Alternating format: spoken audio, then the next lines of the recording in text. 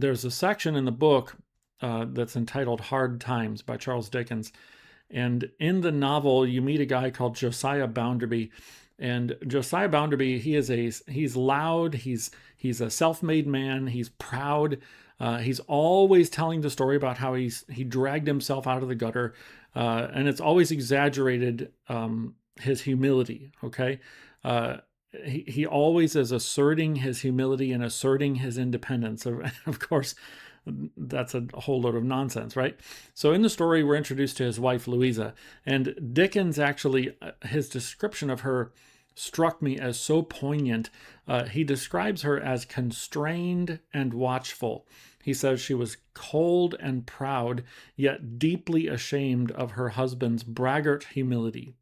And he said every time he boasts, it's described as though she feels it like a cut, like a blow.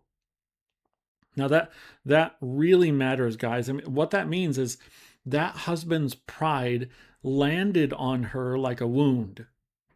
And then Dickens makes another very powerful observation about that character.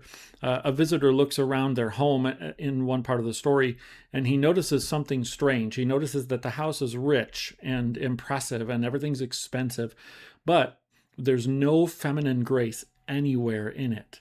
Now, there's a wife that lives there, but no feminine softness in the household whatsoever. No softening touch, no warmth, no evidence of her influence in the home.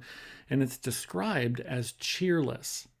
It's described as comfortless and doggedly rich. I love that phrase. So, guys, Louisa, the wife, lives there, but she is not expressed there. So her presence physically is there, but her presence is muted. Her influence is completely erased. Her heart is constrained. And so